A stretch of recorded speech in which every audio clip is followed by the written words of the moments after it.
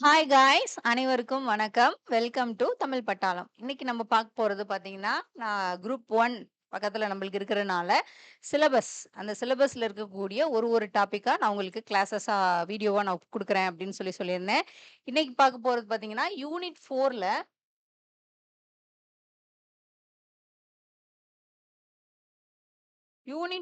நம்மளுக்கு பார்த்தீங்க அப்படின்னா, இது இந்திய ஆட்சியியல் இந்தியன் பாலிட்டி நம்மளுக்கு இந்திய ஆட்சியல் அப்படின்னு சொல்லிட்டு அரசியலமைப்பு சார்ந்த கேள்விகள் வந்து கேட்பாங்க. 40 கொஸ்டின் கேட்பாங்க. எப்படி யூனிட் 6 நம்மளுக்கு இம்பார்ட்டனோ, அதே மாரி யூனிட் 4ம் நம்மளுக்கு ஒரு 40 மார்க் அப்படிங்கிறது நல்ல உங்களுக்கு ஸ்கோரிங் வந்து கிடைக்கும். ஸோ இன்னைக்கு இதுல நம்ம பார்க்க போறது எது அப்படின்னா, ஒன்றியம், மாநிலம், ஒன்றியம், மாநிலம், யூனியன் பிரதேசம்.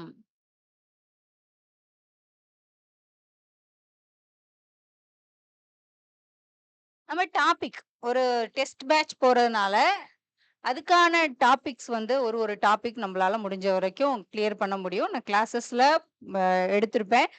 ஸோ இது நம்மளுக்கு உங்களுக்கு வீடியோவா குடுக்குறோம் அப்படிங்கிறனால, அதுவும் உங்களுக்கு யூஸ்ஃபுல்லா இருக்கும். இன்னைக்கு பார்க்குறது ஒன்றியம், மாநிலம் மற்றும் யூனியன் பிரதேசம். ஆர்டிகிள் அப்புறம் பகுதி அட்டவணை அப்படின்னு சொல்லிட்டு நான் உங்களுக்கு தனியாவே வந்து வீடியோ போட்டிருக்கேன். அது பார்த்தீங்கன்னா தான் நம்மளுக்கு வந்து பாலிட்டில என்னென்ன படிக்கணும், எப்படி படிக்கணும் அப்படிங்கிறது உங்களுக்கு ஒரு கிளாரிட்டி வந்து கிடைக்கும். ஸோ பகுதியில நம்மளுக்கு குடுத்துருப்பாங்க. பகுதி அப்படின்னு பார்த்தீங்கன்னா, முதல் பகுதியில இருக்கும். 1வது பகுதி. இது எதுலேருந்து எது வரைக்கும் இருக்கும் அப்படின்னா, 1ல இருந்து 4 வரைக்கும். பார்ட் எத்தன இருக்கு? அ ஷெட்யூல்டு எத்தன இருக்கு? அப்படின்னு சொல்லிட்டு நம்மளுக்கு தெரியணும். 25 பார்ட் இருக்கு. இதுல வந்து நம்மளுக்கு 12 ஷெட்யூல்ஸ் வந்து குடுத்துருப்பாங்க. அப்படிங்கிறப்போ, சரத்துக்கள் எத்தன இருக்கு அப்படின்னா, இப்போ 465 பிளஸ் சரத்துக்கள் வந்து நம்மளுக்கு குடுத்துருக்காங்க. இது வந்து சரத்துக்கள். 1லேருந்து 4 அப்படிங்கிறது நம்மளுக்கு சொல்லக்கூடிய விதிகள் என்னென்ன அப்படின்னு சொல்லிட்டு சரத்துகள் வந்து குறிப்பிட்டிருப்பாங்க. இது வந்து பகுதி. பகுதி 1 அப்படிங்கிறது எத சொல்லும் அப்படின்னா, ஒன்றியம் மற்றும் அதனுடைய எல்லைகள் பத்தி சொல்லக்கூடியது. ஒன்றியம், எல்லைகள். அதுல 1வது விதி இது பார்த்தீங்கன்னா, பாருங்க சரத்து 1, 2, 3, 4 அப்படிங்கிறது தெரியணும். இல்ல சரத்து 1 என்ன சொல்லும் அப்படின்னா, ஒன்றியத்துடைய பெயர் மற்றும் எல்லைகள்.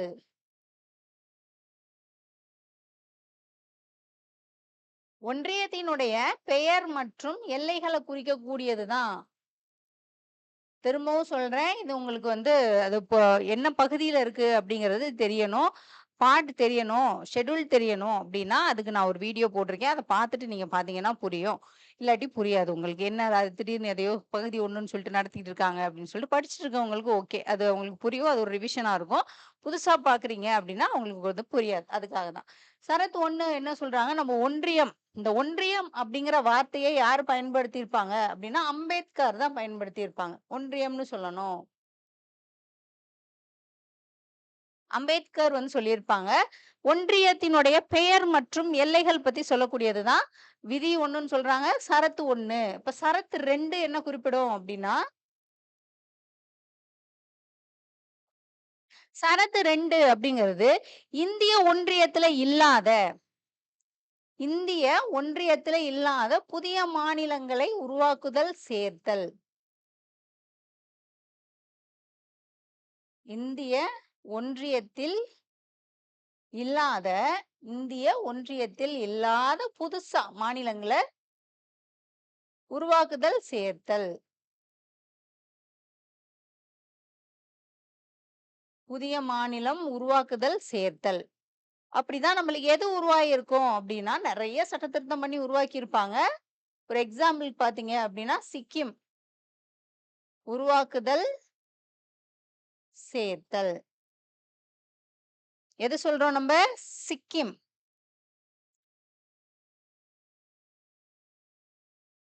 சிக்கிம் வந்து உருவாயிருக்கும். இது எத்தனாவது சட்டத்திருத்தம் மூலமா சேர்த்திருப்பாங்க அப்படின்னா, 36வது சட்டத்திருத்தம்.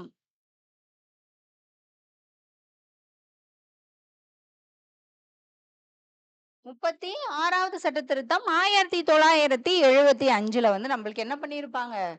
சிக்கிம் மாநிலம் வந்து சேர்த்திருப்பாங்க. இது இந்திய ஒன்றியத்துல இல்லாதது. இந்திய ஒன்றியத்துல இல்லாத புதுசா ஒரு மாநிலத்த உருவாக்கணும், சேர்க்கணும் அப்டின்னா நம்மளுக்கு விதி 2 ஷரத்து 2 வந்து குறிப்பிடும். 36 1975. இது துணை மாநில அந்தஸ்து எப்ப பெற்றிருக்கும் அப்டின்னா, 35வது சட்ட திருத்தம் 1974ல நம்மளுக்கு துணை மாநில அந்தஸ்து பெற்றிருக்கும். இணை மாநில அந்தஸ்து பெற்றிருக்கும்.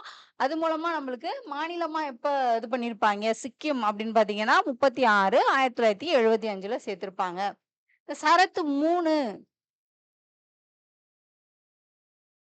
3 அப்படிங்கிறது இந்திய ஒன்றியத்தில் உள்ள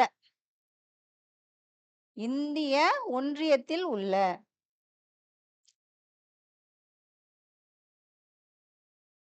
இந்திய ஒன்றியத்துல உள்ள பெயர் மற்றும் எல்லைகள உருவாக்குதல் மற்றும் சேர்த்தல். அப்ப இந்திய ஒன்றியத்துல இருக்குது அப்படின்னா, ஆந்திரால இருந்து தெலுங்கானா பிரிக்கிறத குறிப்பிட்டிருப்பாங்க. ஆந்திரால இருந்து தெலுங்கானா.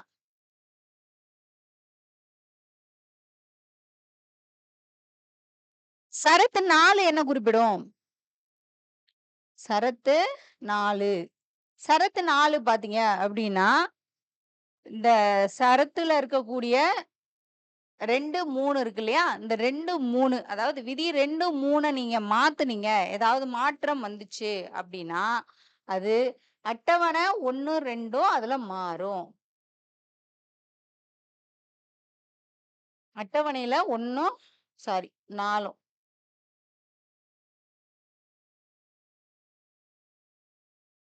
ஷரத்து 2, 3ல் மாற்றம் கொண்டு வரும்போது, அட்டவணை 1, 4லயும் மாற்றங்கள் ஏற்படும் அப்படிங்கிறத சொல்லியிருப்பாங்க. இதே மாரி தான். அது அந்த மாநிலங்கள் பிரிக்கக்கூடிய அந்த யூனியன் பிரதேசத்த பிரிக்கக்கூடியது தான் அதுலயும் குடுத்திருப்பாங்க. இங்க மாத்துனீங்கன்னா, நீங்க அங்கேயும் மாத்தணும். யாரோட அனுமதியோட? நாடாளுமன்றத்துக்கிட்ட அனுமதி நீங்க வாங்கணும் அப்படின்னு சொல்லியிருப்பாங்க. பாருங்க ஒன்றியம், மாநிலம் மற்றும் யூனியன் பிரதேசம் நம்மளுக்கு பகுதி 1ல இருக்கு. 1ல இருந்து 4 வரைக்கும் குறிப்பிட்டிருக்காங்க. ஷரத்து 1 அப்படின்னு பார்த்தீங்கன்னா, ஒன்றியம், பெயர் மற்றும் எல்லைகள். இந்த ஒன்றியம் என்ற வார்த்தையை குறிப்பிட்டவரு அம்பேத்கர். ஷரத்து 2 அப்படிங்கிறது இந்திய ஒன்றியத்தில் இல்லாத புதிய மாநிலங்களை உருவாக்குதல், சேர்த்தல். அது மூலமா சிக்கிம் வந்து உருவாக்கியிருப்பாங்க. 36வது சட்ட திருத்தம் 1975. ஷரத்து 3 அப்படிங்கிறது இந்திய ஒன்றியத்தில் உள்ள ஆந்திரா. இந்திய ஒன்றியத்துல இருக்கக்கூடிய மாநிலங்கள உருவாக்குதல், சேர்த்தல் பத்தி சொல்லியிருப்பாங்க. அது ஆந்திரால இருந்து நம்மளுக்கு தெலுங்கானா உருவாகியிருக்கும். ஷரத்து 4 அப்படின்னா அட்டவணை ஷரத்து 2, 3ல பாருங்க 2, 3ல நீங்க மாற்றம் பண்றீங்க அப்படின்னா, அட்டவணை 1, 4லயும் நீங்க என்ன பண்ணணும்? மாற்றம் பண்ணணும். இதுக்கு வந்து நாடாளுமன்றத்துக்கிட்ட அனுமதி நம்ம என்ன பண்ணணும்? வாங்கணும் அப்படின்னு சொல்லி குறிப்பிட்டிருப்பாங்க. இதுதான் நம்மளுக்கு பகுதி. ஒன்றியம் அப்படிங்கிறதுக்கான விதிகள் வந்து நம்மளுக்கு இங்க குறிப்பிட்டிருக்காங்க. இப்ப பகுதி வந்து 4 சாரி ஷரத்து 4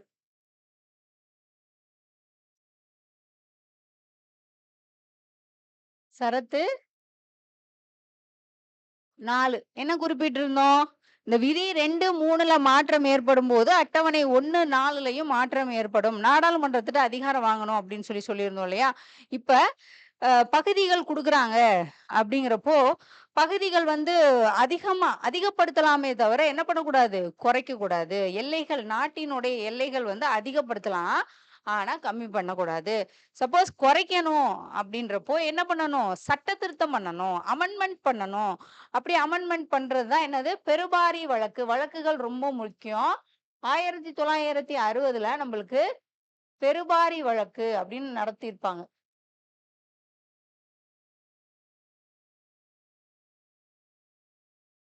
1960 பெருபாரி வழக்கு அப்படிங்கிறது பெருபாரிங்கிற ஒரு பகுதி.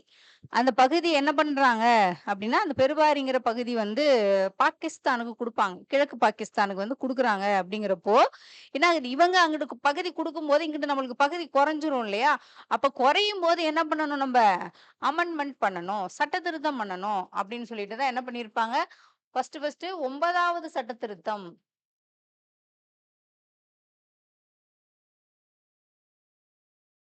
9வது சட்ட திருத்தம் 1960. 9வது சட்ட திருத்தம் 1960 மூலமா என்ன பண்ணலாம்? பெருபாரி பகுதி கிழக்கு பாகிஸ்தானுக்கு குடுத்துருவாங்க. இந்த பெருபாரி பகுதி என்ன பண்ணிடுறாங்க? கிழக்கு பாகிஸ்தானுக்கு குடுத்துடுறாங்க.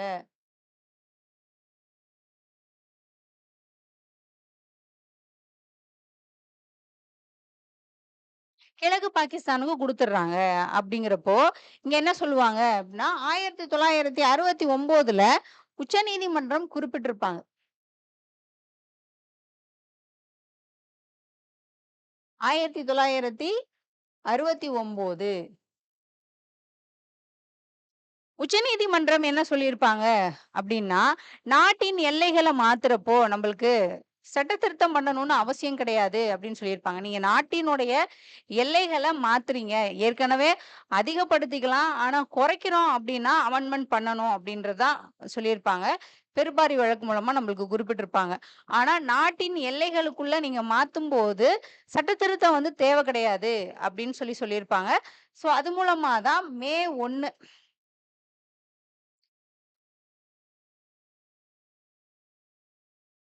1, 2015ல என்ன பண்ணியிருப்பாங்க, வங்காளதேசம், இந்தியா பகுதி வந்து வங்காளதேசம் நம்மளுக்கு 51 பகுதிகள் குடுத்திருப்பாங்க.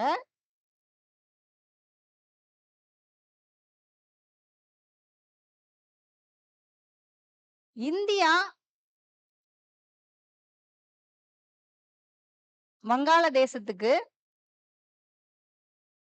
இந்தியா பார்த்தீங்கன்னா, வங்காளதேசத்துக்கு எவ்வளோ குடுத்திருப்பாங்கன்னா, 111 பகுதி குடுத்திருக்காங்க. இது எத்தனாவது சட்ட திருத்தம் நம்மளுக்கு? 100வது சட்ட திருத்தம். 2015. இந்தியா, வங்காளதேச எல்லை பிரிவினை அப்படின்னு சொல்லிட்டு, இங்க என்ன ஆகும் அப்படின்னா, இந்த இந்த கான்செப்ட் புரிஞ்சுக்கங்க. சரத்து 4ல 2, 3ல மாற்றம் கொண்டு வரும்போது, 1, 4ல வந்து அட்டவணையில மாற்றம் ஏற்படும் அப்படிங்கிறத சொல்லியிருக்காங்க. இப்போ இது சாதாரணமான ஒரு சட்டத்திருத்தம் மூலம் பண்ணலாம். எளிய பெரும்பான்மை மூலம் பண்ணலாம் அப்படின்றது தான் நம்மளுக்கு சொல்லியிருக்கிறது. நாடாளுமன்றத்திட்ட சொல்லி நம்ம பண்ணிக்கலாம் அப்படிங்கிறது. ஆனா, பெருபாரியோட பகுதி நெறைய பகுதி நம்மளுக்கு அங்க குடுக்கும்போது, இங்க என்ன ஆயிடும்? குறைஞ்சிடும். அப்ப அதிகப்படுத்தலாமே தவிர, பகுதிகள வந்து நம்மளுக்கு எல்லைகள் குறைஞ்சிரும் இல்லையா? குடுத்தோம்னா நம்மளோட எல்லை சுருங்கி போயிரும். அப்படிங்கிறனால, குறைக்கும்போது என்ன பண்ணணும் அப்படின்னா, சட்டத்திருத்தம் பண்ணி பண்ணணும் அப்படிங்கிறத சொல்லியிருப்பாங்க. அதனால தான் 9வது அமெண்ட்மென்ட் பண்ணி 1960ல கிழக்கு பாகிஸ்தானுக்கு பெருவாரி பகுதி வந்து குடுத்திருப்பாங்க. ஆனா 1969ல உச்சநீதிமன்றம் என்ன குறிப்பிட்டிருப்பாங்க அப்படின்னா, இந்த மாரி நாட்டின் எல்லைகளுக்குள்ள நீங்க வந்து பகுதிகள மாத்தும்போது, அவ்வளவு தூரத்துக்கு சட்ட திருத்தம் பண்ணணும்னு அவசியம் இல்ல அப்படின்னு சொல்லியிருப்பாங்க. மே 1, 2015ல இந்தியா வங்காளதேச எல்லை பிரிவினை போது என்ன பண்ணியிருப்பாங்க, 100வது சட்ட திருத்தத்துல வங்காளதேசம் 51 பகுதிகள் குடுத்திருப்பாங்க. இந்தியா பார்த்தீங்கன்னா, வங்காளதேசத்துக்கு 111 பகுதி குடுத்திருப்பாங்க. ஸோ இதுதான் நம்மளுக்கு அ சொல்லியிருக்கிறாங்க. ஒன்றியம், எல்லைகள், மாநிலம் அப்படிங்கிறதுல நம்மளுக்கு குறிப்பிட்டிருக்காங்க. அடுத்து சுதேச மாகாணங்கள்.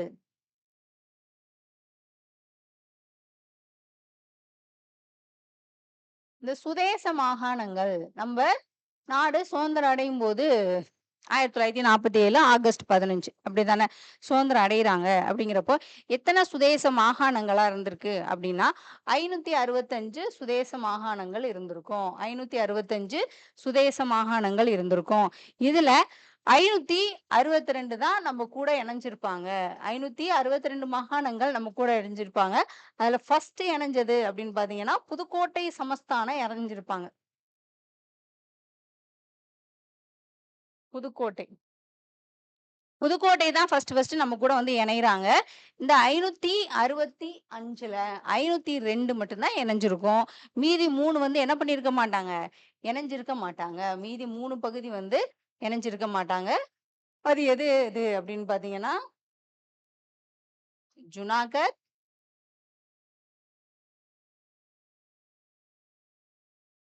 ஹைதராபாத், ஜம்மு காஷ்மீர். ஜுனாகத், ஹைதராபாத், ஜம்மு காஷ்மீர். ஜுனாகத், ஹைதராபாத், ஜம்மு காஷ்மீர். இது 3ம் நம்ம கூட இணைய வந்து மறுத்திருக்கிறாங்க. இது 3ம் நம்மளுக்கு என்ன பண்ணியிருக்கிறாங்க? இணைய வந்து மறுத்துருவாங்க. இணைய மறுத்துட்டாங்க. அப்ப யாரு துணை பிரதமர் அப்படின்னு பார்த்தீங்கன்னா, சர்தார் வல்லபாய் பட்டேல் இருப்பாங்க.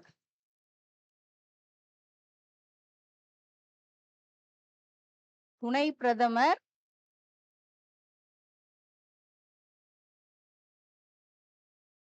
சர்தார் வல்லபாய் பட்டேல்.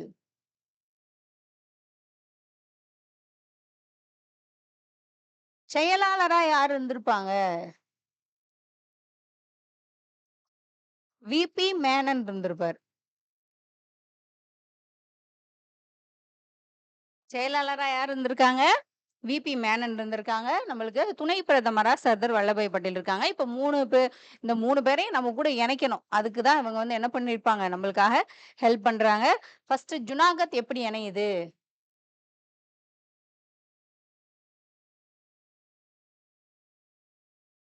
ஜுனாகத் எப்படி இணையும் அப்படின்னு பார்த்தீங்கன்னா, இங்க ஆட்சியர் இருப்பாரு. திவான் பூட்டோ.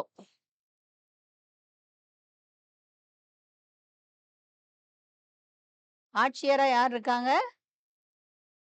திவான் பூட்டோ இருக்காரு. நவாப் யார் இருக்காங்க ஜுனாகத்ல? மொஹபத் மொஹபத் கான்ஜி. ஜுனாகதினுடைய ஆட்சியாளர் அப்படின்னா திவான் பூட்டோ இருக்காங்க. நவாபா யார் இருக்காங்க அப்படின்னு பார்த்தீங்க அப்படின்னா, முகமது கான்ஜி இருக்கிறாங்க. இவங்க என்ன பண்றாங்க அப்படின்னா, அந்த திவான் பூட்டோ ஆட்சியர் இருக்காரு இல்லையா, அவர் வந்து பாகிஸ்தான் கூட இணையணும் அப்படின்னு சொல்லிட்டு அவருக்கு ஆசை. ஆனா மக்களுக்கு எங்க ஆசை அப்படின்னா, இந்தியா கூட இணையணும் அப்படின்னு சொல்லிட்டு மக்கள் வந்து ஆசைப்படுறாங்க. இந்த இடத்துல நம்மளுக்கு பிப்ரவரி பிப்ரவரி 20 1948. ஆனா பொது வாக்கெடுப்பு நடத்துவாங்க. என்ன பண்றாங்க? பொது வாக்கெடுப்பு.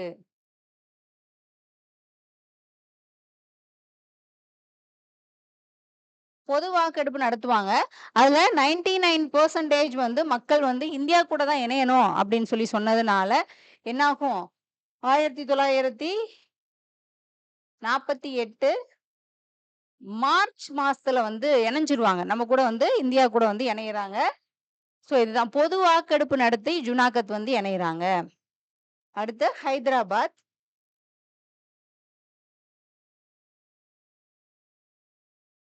ஹைதராபாத்தோட நிஜாம் இருப்பாரு. ஹைதராபாத்தோட நிஜாம் என்ன பண்ணுவாரு அப்படின்னு பார்த்தீங்கன்னா, இந்த மாரி அவரு இணைய மாட்டாரு. அதனால ராணுவ நடவடிக்கை மூலமா இணைச்சிருவாங்க. ராணுவ நடவடிக்கை. அதாவது ஆப்பரேஷன் போலோ.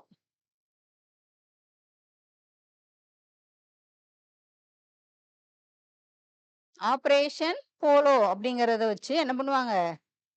செப்டம்பர் 17, 1948 இவங்க வந்து இணைஞ்சிருவாங்க. செப்டம்பர் 17, 1948ல இவங்களும் இணைஞ்சிருவாங்க. பாருங்க, ஜுனாகத்தோட ஆட்சியாளர் திவான் பூட்டோ இருக்காரு. நவாப்பான முகமது கான்ஜி இருக்காரு. இவங்க மக்கள் எல்லாம் இந்தியா கூட இணையணும்னு ஆசைப்படுறாங்க. ஆனா ஆட்சியாளர் என்ன பண்றாரு அப்படின்னா, பாகிஸ்தான் கூட இணையணும்னு தான் ஆசைப்படுறாரு. பிப்ரவரி 20, 1948ல பொது வாக்கெடுப்பு நடத்துனாங்கன்னா, 99% வந்து இந்தியா கூட சேரணும் அப்படிங்கிறனால 1948 மார்ச்ல இணைஞ்சிடுறாங்க. ஹைதராபாத் பார்த்தீங்கன்னா, ஹைதராபாத் நிஜாமோட ராணுவ நடவடிக்கையில் ஈடுபட்டு ஆபரேஷன் போலோ அப்படிங்கிறது மூலமா செப்டம்பர் 17, 1948ல என்ன பண்ணிடுறாங்க? இந்தியா கூட வந்து இணைஞ்சிடுறாங்க. அடுத்து மீதி யார் இருக்கிறாங்க? ஜம்மு காஷ்மீர்.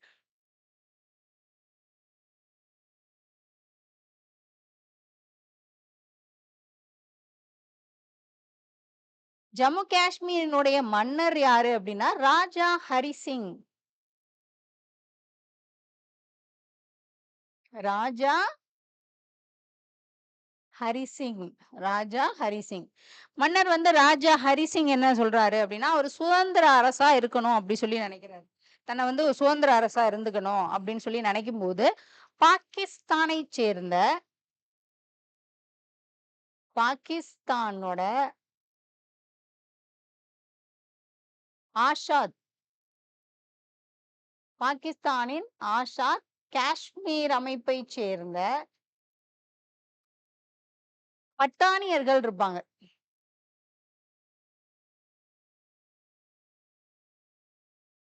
இவங்க என்ன பண்றாங்க, பாகிஸ்தான் கூட சேரணும் அப்படின்னு சொல்லிட்டு அவர போய் சண்டை போடு அப்படி சொல்லிட்டு வம்புக்கு இழுக்குறாங்க.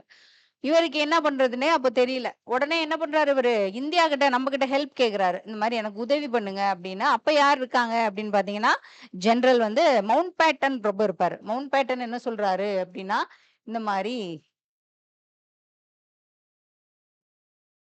மவுண்ட் பேட்டன் இருக்காரு. இவரு எங்க கூட இணைஞ்சிட்டீங்கன்னா, நாங்க உங்களுக்கு ஹெல்ப் பண்றோம் அப்படின்னு சொல்றாங்க. எங்க கூட இணைங்க அப்படின்னு சொல்லிட்டு. அதனால அக்டோபர் 20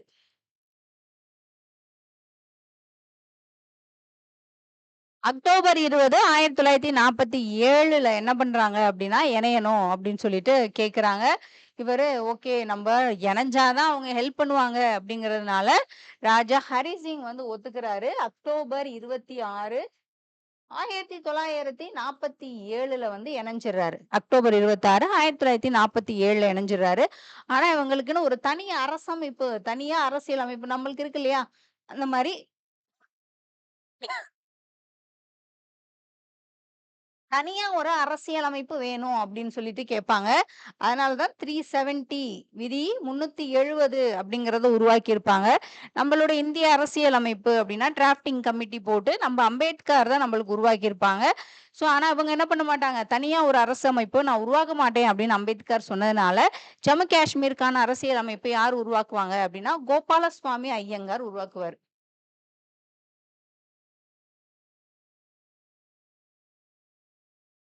கோபால் சுவாமி ஐயங்கார். கோபால் சுவாமி ஐயங்கார் தான் என்ன பண்றாரு, இந்த 370 அப்படிங்கிற ஒரு தனி அரசியல் அமைப்பு உருவாக்குறாங்க. இது நவம்பர் 20 நவம்பர் 17 1957ல கொண்டு வந்து, நவம்பர் 20 1957ல பார்த்தீங்கன்னா, நடைமுறைக்கு வந்திருக்கும். 10 இயர்ஸ் கழிச்சு. நடைமுறைக்கு எப்போ வந்திருக்குது? தனி அரசமைப்பு அப்படிங்கிறது ஜம்மு காஷ்மீரினுடையது.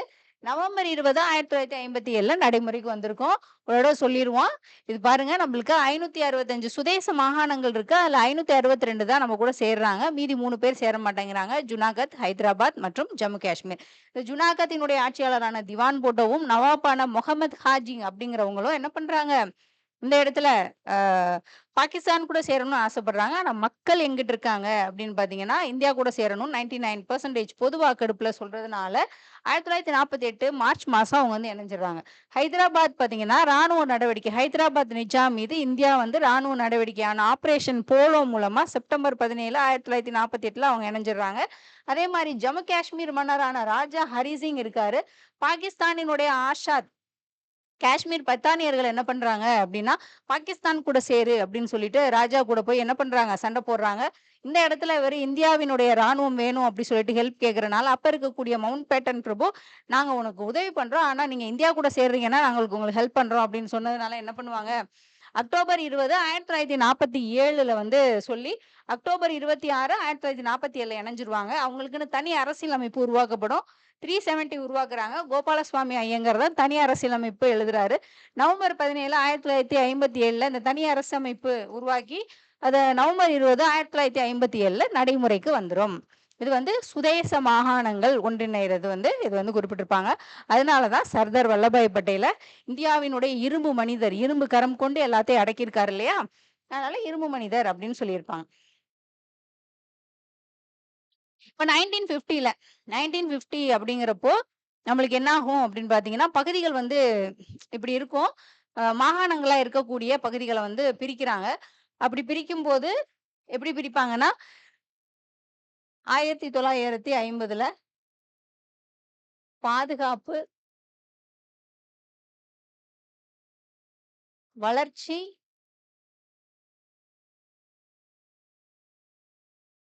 ஒற்றுமை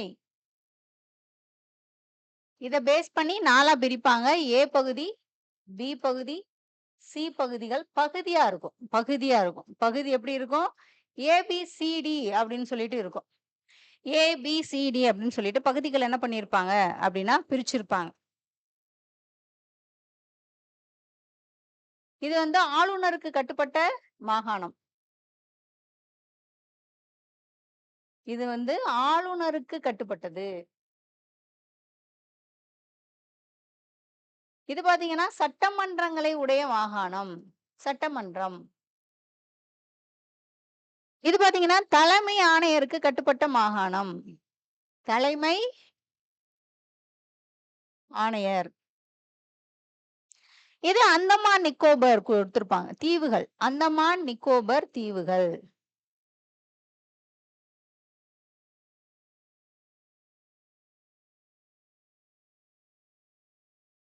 அந்தமான் நிக்கோபர் தீவுகள். சோ என்னென்ன பகுதிகள் இருக்கு? ஆளுநருக்கு கட்டுப்பட்டது, சட்டமன்றங்களை உடைய மாகாணங்கள், தலைமை ஆணையருக்கு கட்டுப்பட்டது அப்படின்னு சொல்றாங்க. இந்த ஆளுநருக்கு கட்டப்பட்டதுல இப்ப எந்தெந்த பகுதிகள் நம்மளுக்கு குடுத்திருக்காங்க அப்படிங்கிறது நம்மளுக்கு தெரியணும். அஸ்ஸாம், அஸ்ஸாம், பீகார், பம்பாய். இந்த பகுதிகள்லாம் நல்லா மெமரி பண்ணி வச்சுக்கோங்க. சோ இதெல்லாம் குரூப் 1 லெவல்ல நம்மளுக்கு கொஸ்டின்ஸ் கேட்பாங்க. அஸ்ஸாம், பீகார், பம்பாய், மத்திய பிரதேசம்,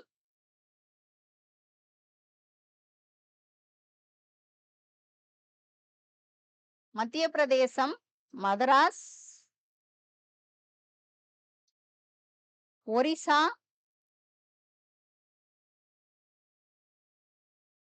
பஞ்சாப்,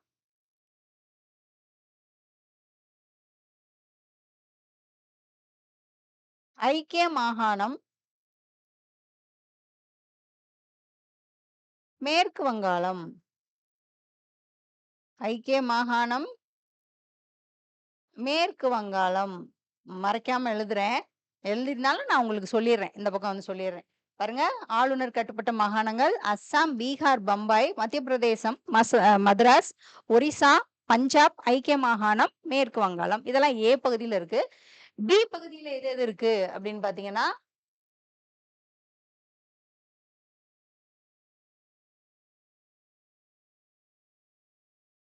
ஜம்மு காஷ்மீர், ஜம்மு காஷ்மீர், ஹைதராபாத், ஹைதராபாத், மத்திய பாரத், மத்திய பாரத், மைசூர், மைசூர், பாட்டியாலா, பாட்டியாலா, மேற்கு பஞ்சாப், பாட்டியாலா, மேற்கு பஞ்சாப், திருவாங்கூர்,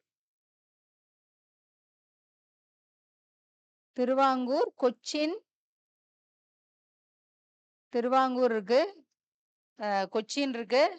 அப்புறம் ராஜஸ்தான்,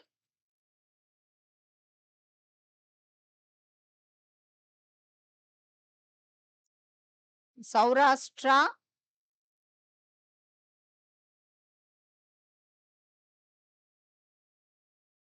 விந்திய பிரதேசம்.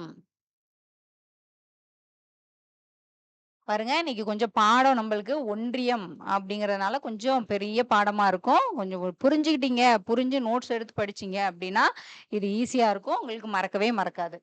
சட்டமன்றங்களை உடையது சொல்லிட்டு இருக்கேன். சட்டமன்றங்களை கொண்டது ஜம்மு காஷ்மீர், ஹைதராபாத், மத்திய பாரத், மைசூர், பாட்டியாலா, மேற்கு பஞ்சாப், திருவாங்கூர், கொச்சின், ராஜஸ்தான், சௌராஷ்டிரா, விந்திய மலைகள். இதெல்லாம் பீல இருக்கும். தலைமை ஆணையருக்கு கட்டுப்பட்டது அப்படின்னா அஜ்மீர், போபால், பிலாஸ்பூர்,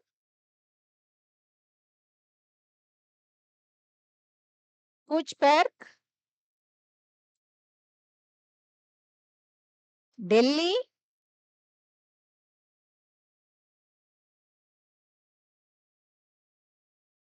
ஹிமாச்சல் பிரதேசம், டெல்லி, ஹிமாச்சல் பிரதேசம், கட்ச், கட்ச், மணிப்பூர், திரிபுரா. கொஞ்சம் ஹேண்ட் ரைட்டிங் பார்த்துக்கங்க. ஸ்பீடா எழுதுறனால அப்படி இருக்கு. உங்களுக்கு சொல்லி முடிச்சிடணும் அப்படிங்கிறதுக்காக தான். அந்த டைமிங் பார்த்து சொல்றதுதான். ஆளுநர், சட்டமன்றம், தலைமை ஆணையர், அஜ்மீர், போபால், பிலாஸ்பூர், கூச்பெர்க், டெல்லி, ஹிமாச்சல் பிரதேசம், கட்ச், மணிப்பூர், திரிபுரா. டி பகுதிகள் அப்படின்னு பாத்தீங்கன்னா அந்தமான் நிக்கோபர் தீவுகள். ஸோ இது முடிஞ்சிருச்சு. பகுதிகள்லாம் பிரிச்சு வச்சிருக்காங்க இல்லையா? பகுதிகள்லாம் பிரிச்சுட்டாங்க. இப்ப என்ன ஆகும் அப்படின்னு பார்த்தீங்கன்னா, நம்மளுக்கு இப்ப என்ன படிக்கிறீங்க? ஒன்றியம் படிக்கிறீங்க, குடியுரிமை படிக்கிறீங்க, அடிப்படை உரிமை, அடிப்படை கடமை எதா இருந்தாலும் எதுக்காக ஸ்டார்ட் பண்ணாங்க? அப்ப அதுல ஏதாவது சட்ட திருத்தம் பண்ணாங்கன்னா, அமெண்ட்மென்ட் ரொம்ப முக்கியம். சட்ட திருத்தம் ஏதாவது பண்ணியிருக்காங்களா அப்படின்னு தெரியணும். இப்ப குழுக்கள் ஏதாவது போட்டிருக்காங்களா? என்ன கமிட்டி போட்டிருக்காங்க அப்படிங்கிறது தெரியணும். நம்மளுக்கு என்ன கமிட்டி போட்டிருக்காங்க? ஒன்றியம், மாநிலம் மற்றும் யூனியன் பிரதேசங்கள பிரிக்கிறதுக்காக நம்மளுக்கு மாநில வாரியா பிரிக்கணும் அப்படின்னா, கமிட்டி பார்த்தீங்கன்னா, எஸ்கே தார் குழு,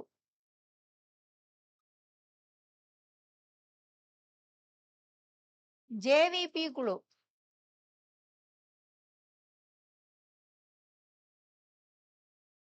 பசல் அலி குழு,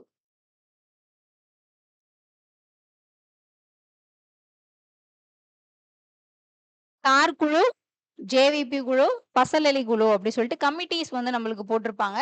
இவங்க 2 பேருமே தாரும் சரி, ஜேவிபியும் சரி என்ன பண்ணியிருப்பாங்க அப்படின்னா, அந்த மாரி நிர்வாக வசதிக்காக மாநிலங்கள் பிரிக்கலாமே தவிர, மொழி வாரியா பிரிக்கக்கூடாது அப்படின்னு சொல்லிட்டு என்ன பண்ணியிருப்பாங்க, குறிப்பிட்டிருப்பாங்க.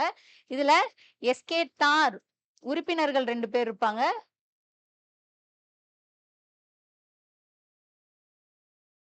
பன்னாலால் பன்னாலால் ஜெகத் நாராயணன். பன்னாலால் ஜெகத் நாராயணன் அப்படி சொல்லிட்டு 2 பேர் இருப்பாங்க. இது எப்ப நம்மளுக்கு ஆரம்பிச்சிருப்பாங்க அப்படின்னா, ஜூன் 17 1948ல வந்து இது வந்து ஸ்டார்ட் பண்ணியிருப்பாங்க. அறிக்கை எப்ப சமர்ப்பிப்பாங்க அப்படின்னா, டிசம்பர் 10 1948ல வந்து அறிக்கைய வந்து சமர்ப்பிச்சிருப்பாங்க. இவங்க என்ன சொல்லியிருக்காங்க? நிர்வாக வசதிக்காக பிரிக்கலாம். மொழி வாரியா பிரிக்கக்கூடாது அப்படின்னு சொல்லியிருப்பாங்க. இந்த எஸ்கே தாரினுடைய குழு போட்டிருக்காங்க இல்லையா? அது திருப்தி குடுக்காததுனால தான், அவங்களுக்கு அது சாட்டிஸ்ஃபைடா இல்ல அப்படிங்கிறதுனால தான் ஜேவிபி குழு போட்டிருப்பாங்க. ஜவஹர்லால் நேரு, வல்லபாய் பட்டேல், பட்டாபி சீதாராமையா.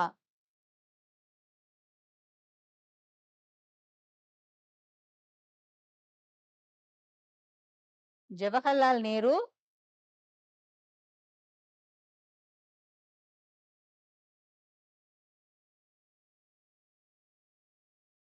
வல்லபாய் பட்டேல்,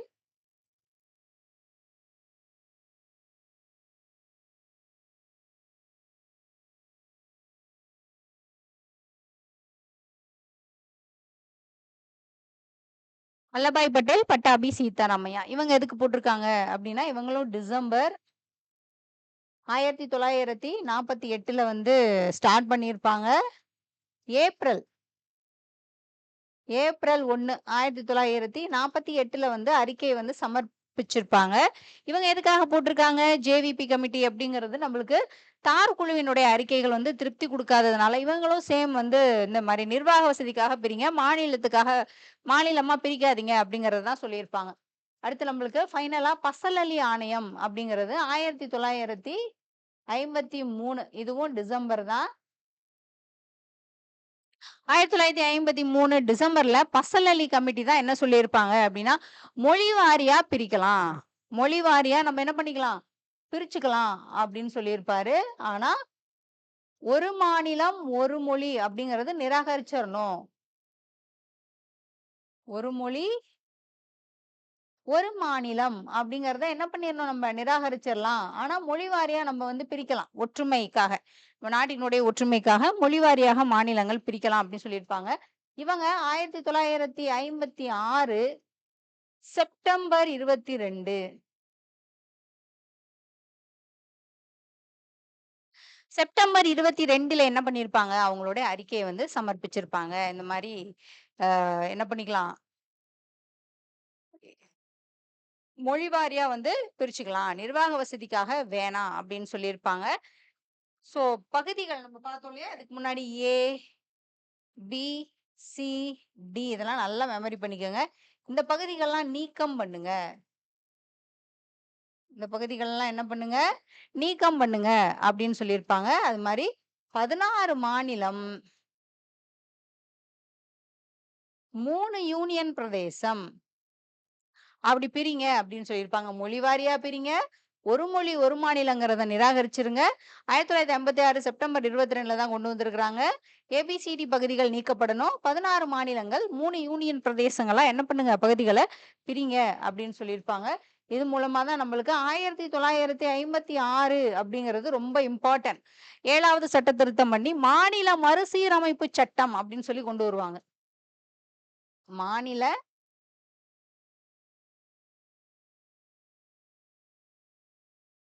மாநில மறுசீரமைப்பு சட்டம் அப்படிங்கிறது கொண்டு வந்திருப்பாங்க. இது எத்தனாவது சட்ட திருத்தம்? 7வது சட்ட திருத்தம் அப்படின்னு சொல்லிட்டு இத வந்து கொண்டு வந்திருப்பாங்க. இந்த மாநில மறுசீரமைப்பு சட்டம் மூலமா தான் நம்மளுக்கு அடுத்தடுத்து நம்மளுக்கு என்ன பண்ணியிருப்பாங்க, மாநிலங்கள்லாம் வந்து பிரிச்சிருப்பாங்க. இப்ப ஃபர்ஸ்ட் மாநிலமா எது உருவாகும் அப்படின்னா, 1956ல ஆந்திரா உருவாகும். இதுக்கு முன்னாடியே பிரிச்சிருப்பாங்க. இது சுதந்திரத்துக்கு அப்புறம். சுதந்திரத்துக்கு முன்னாடியே 36ல பிரிச்சிருப்பாங்க. ஒரிஸ்சாவ பிரிச்சிருப்பாங்க. ஆனா நம்ம இது வந்து ரொம்ப முக்கியம். சுதந்திரம் அடைஞ்சதுக்கு அப்புறம், சுதந்திர இந்தியா அப்படிங்கிறப்போ நம்மளுக்கு 1956 ஆந்திரா வந்து பிரிச்சிருப்பாங்க. அந்த ஆந்திரா பிரிக்கிறதுக்கு வந்து பொட்டி ஸ்ரீராமுலு அப்படிங்கிறவங்க 65 நாள் உண்ணாவிரதம் இருந்து என்ன பண்ணியிருப்பாங்க, உயிர் நீத்ததுனால இந்த ஆந்திரா மாநிலம் தனியா வந்து உருவாக்கப்பட்டிருக்கும். குழு கேட்பாங்க. எஸ்கே தார் குழு, ஜேவிபி குழு, பசல் அலி ஆணையம். இந்த பசல் அலிலயும் என்ன பண்ணியிருப்பாங்க அப்படின்னா, 2 பேர் இருப்பாங்க. அவங்கள விட்டுட்டனோ? கே.எம். பணிக்கர்,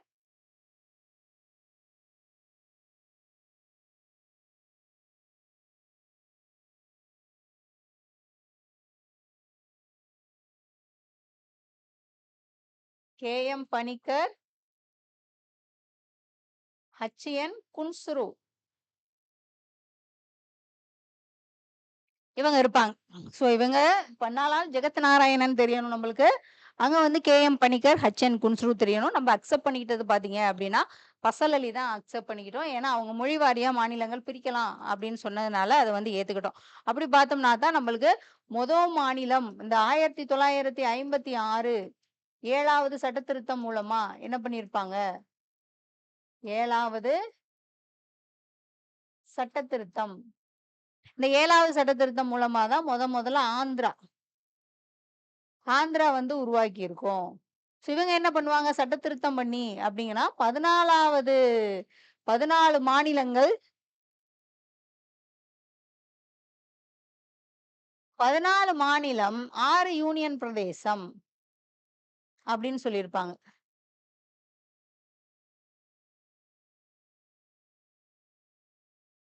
14 மாநிலம், யூனியன் பிரதேசம் அப்டின்னு பிரிச்சிருப்பாங்க. இங்க தான் நவம்பர் 1 1956ல நம்மளுக்கு மதராஸ், மைசூர், கேரளா. மதராஸ், மைசூர், கேரளா பகுதிகள் உருவாக்கி இருக்கிறதுனால தான் நம்மளுக்கு ஃபர்ஸ்ட்டு இந்த நவம்பர் 1 அப்படிங்கிறது தமிழ்நாடு தினமா கொண்டாடிட்டு வருவாங்க. மதராஸ் மாநிலம் பிரிக்கப்பட்டது தான் என்னது நம்மளுக்கு தமிழ்நாடு தினம். அப்படின்னு சொல்லிட்டு இந்த நவம்பர் 1 தான் நம்மளுக்கு என்ன பண்ணியிருப்பாங்க, கொண்டு வந்திருப்பாங்க. இப்ப மாநிலம் வந்து ஆந்திரா, 14வது மாநிலம் பார்த்தீங்கன்னா பீகார் இருக்கும். இப்ப எத்தன மாநிலங்கள் 2026ல எத்தன மாநிலங்கள், எத்தன யூனியன் பிரதேசங்கள் இருக்கு அப்படின்னு சொல்லிட்டு எனக்கு நீங்க கமெண்ட் பண்ணுங்க. ஸோ 14வது மாநிலமா நம்மளுக்கு பீகார் இருக்கும்.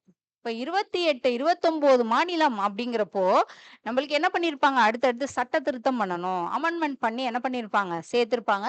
அது நம்மளுக்கு ரொம்ப முக்கியம். எந்த இயரு, எந்த வருஷம் சேர்த்திருக்காங்க அப்படிங்கிறது முக்கியம். 1960 15வது மாநிலமா குஜராத். 1963 1963 நாகாலாந்து. 66 ஹரியானா. 71 71 ஹிமாச்சல் பிரதேசம். 71 ஹிமாச்சல் பிரதேசம். 75 சிக்கிம். இந்த சிக்கிம் தான் நம்ம என்ன சொல்லியிருக்கோம்? 36வது சட்ட திருத்தம் மூலமா நம்மளுக்கு சேர்த்திருக்காங்க. 36வது சட்ட திருத்தம்.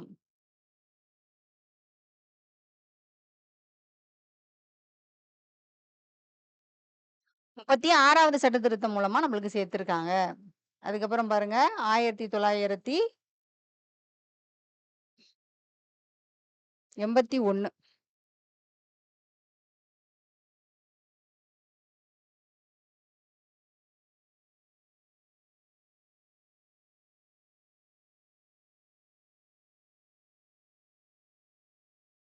என்னென்ன சேர்த்திருப்பாங்க அப்படின்னு பார்த்தீங்கன்னா, மிசோரம்,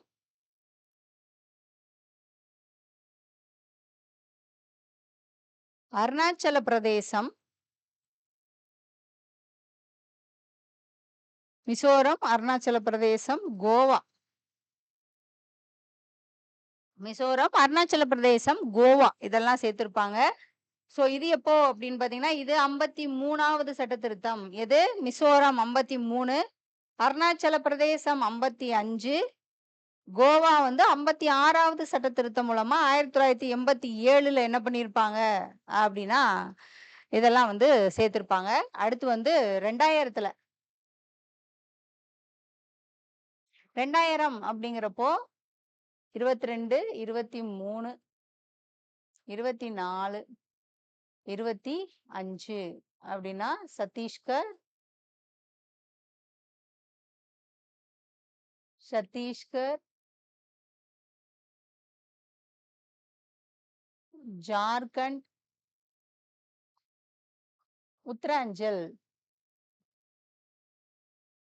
சத்தீஸ்கர், ஜார்க்கண்ட், உத்தராஞ்சல். இது பார்த்தீங்கன்னா நவம்பர் 1, இது நவம்பர் 9, இது நவம்பர் 15. இது ஜார்க்கண்ட் 2000ல என்ன பண்ணியிருப்பாங்க அப்படின்னா நம்மளுக்கு சேர்த்திருப்பாங்க. ஸோ மாநிலங்கள் அப்படிங்கிறது நம்மளுக்கு வரிசையா என்ன பண்ணியிருப்பாங்க 29வது மாநிலமா என்ன பண்ணியிருப்பாங்க தெலுங்கானா.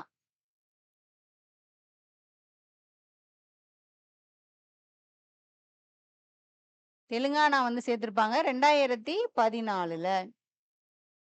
2014ல என்ன பண்ணியிருப்பாங்க அப்படின்னா அந்த மாதிரி தெலுங்கானா வந்து ஆட் பண்ணியிருப்பாங்க.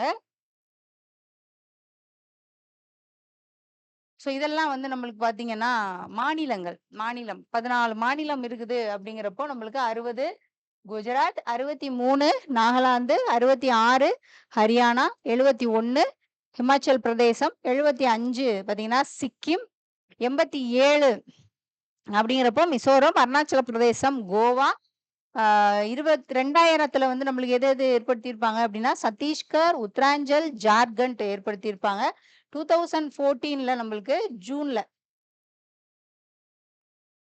2014ல பார்த்தீங்கன்னா நம்மளுக்கு தெலுங்கானா வந்து பிரிஞ்சிருக்கும். இது வந்து குழு பார்த்தீங்கன்னா ஹரியானா வந்து ஷா குழு மூலமா இணைச்சிருப்பாங்க. தெலுங்கானா வந்து பி.என். கிருஷ்ணன் குழு மூலமா இணைச்சிருப்பாங்க.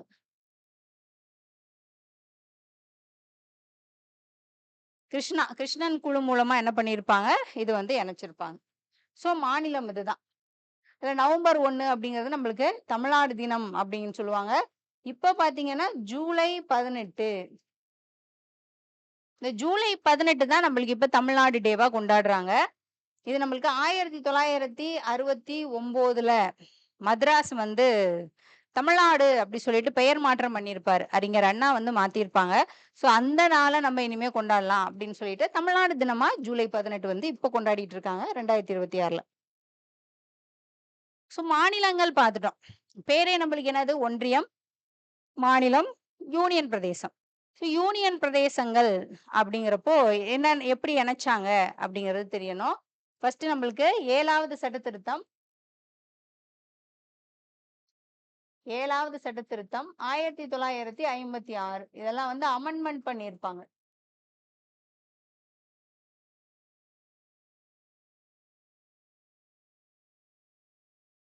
7வது சட்ட திருத்தம் 1956 அப்படிங்கிறது நம்மளுக்கு அந்தமான் நிக்கோபர்,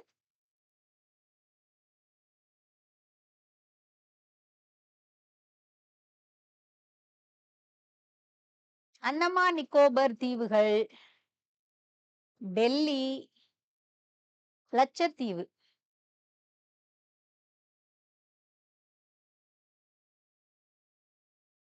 லட்சத்தீவு, அந்தமான் நிக்கோபர், டெல்லி, லட்சத்தீவு. டெல்லி பாத்தீங்க அப்படின்னா நம்மளுக்கு 1991 69வது சட்ட திருத்தம் மூலமா தேசிய தலைநகரா அறிவிச்சிருப்பாங்க. டெல்லி தேசிய தலைநகர். தேசிய தலைநகரா அறிவிச்சிருப்பாங்க. இது இப்ப 7வது சட்ட திருத்தம் பார்த்திருக்கோம். அடுத்து 10வது சட்ட திருத்தம். இதெல்லாமே என்னது? அமெண்ட்மெண்ட். 10வது சட்ட திருத்தம் 1961.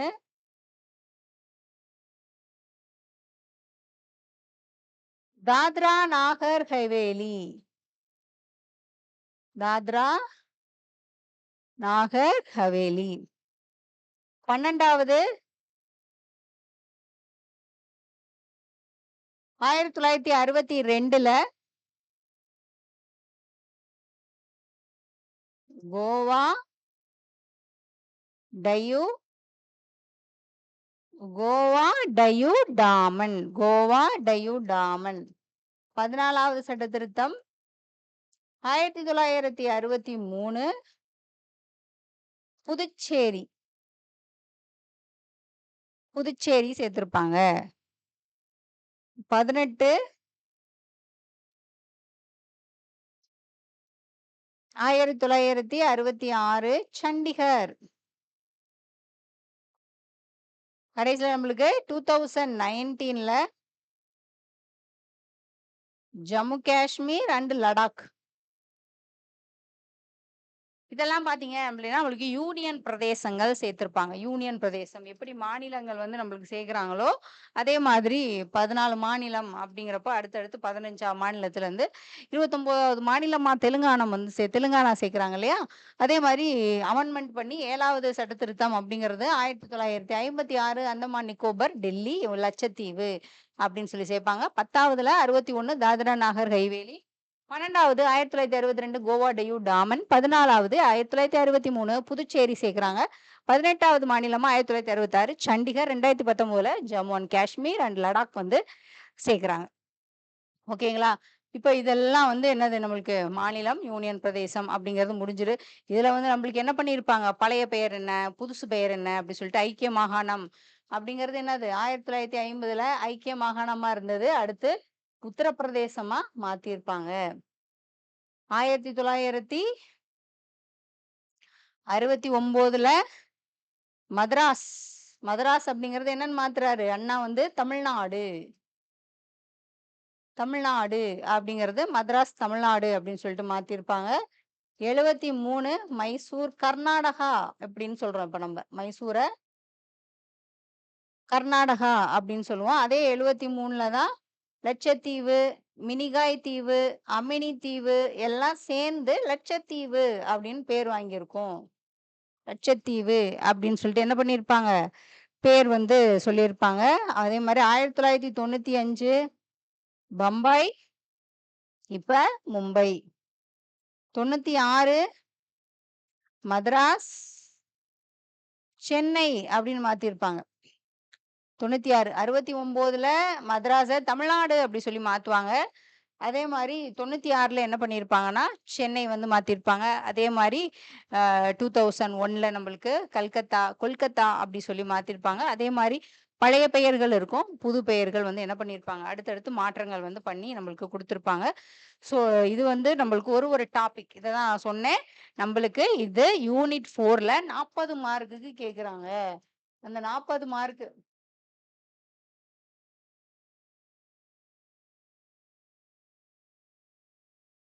40 மார்க்கு கேட்குறாங்க அப்படிங்கிறப்போ ஒரு டாபிக்கும் நம்மளுக்கு எவ்வளோ முக்கியம் அப்படிங்கிறது உங்களுக்கு இது ஒரு ரிவிஷனா இருக்கும். எக்ஸாம் போறப்ப கூட நீங்க கேட்டுட்டே போகலாம். அந்த அளவுக்கு உங்களுக்கு நான் வந்து ஒரு டாபிக்கை கிளியர் பண்ணி கொடுத்துருவேன். நெக்ஸ்ட் அடுத்த ஒரு வீடியோல பார்க்கலாம். தேங்க்யூ.